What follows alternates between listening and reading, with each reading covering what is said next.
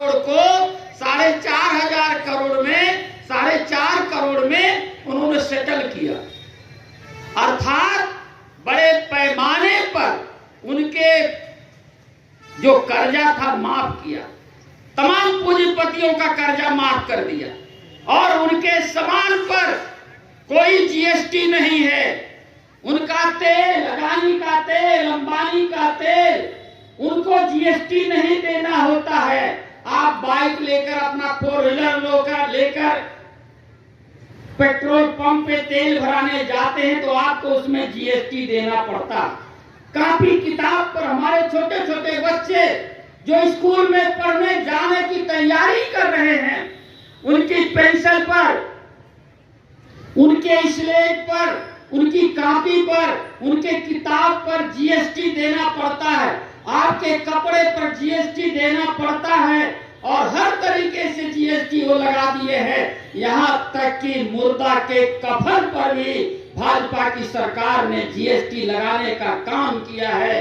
तो इसलिए मेरे साथियों, बाबा साहब डॉक्टर अंबेडकर जी एक बार जिंदगी के अंतिम क्षणों में 26 अलीपुर रोड नई दिल्ली के मकान के बाहर बैठे थे। उन्होंने श्री नानाचंद रत्तू जो उनके पीए थे, क्लास 1 अफसर थे, उनसे उन्होंने कहा कि रत्तू लगता है मेरा जाने का समय आ गया।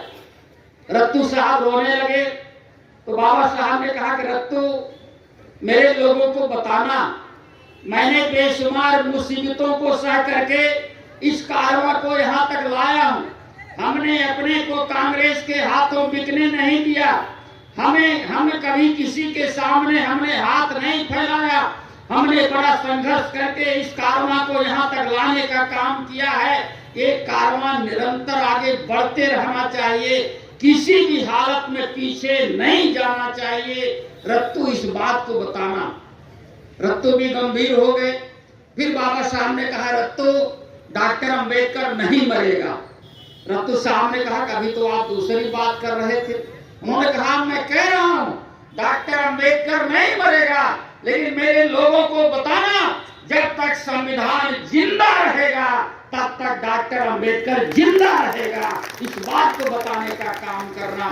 तो इसलिए मेरे साथियों, संविधान के सम्मान में अभी आप लोगों ने बाबा साहब डॉक्टर अंबेडकर के सम्मान में अभी आप लोगों ने 24 तारीख को बड़े पैमाने पर धरना प्रदर्शन करने का काम किया। पुरानी तहसील से लेकर कलेक्ट्रेट तक जुलूस निकाल दिया।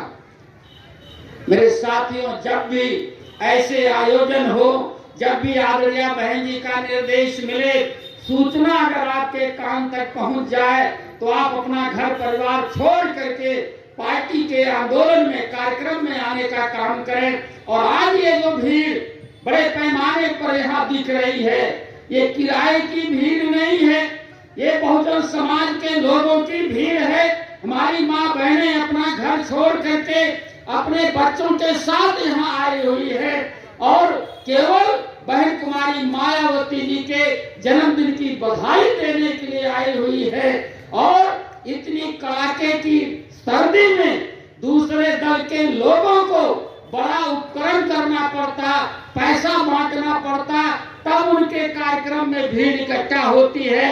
लेकिन ये भीड़ बहन कुमारी मायावती जी के मान सम्मान में, बहुजन समाज पार्टी के मान सम्मान में ये स्वयं अपने अपने घरों से निकल करके यहाँ आज भारी संख्या में आने का काम किए हैं।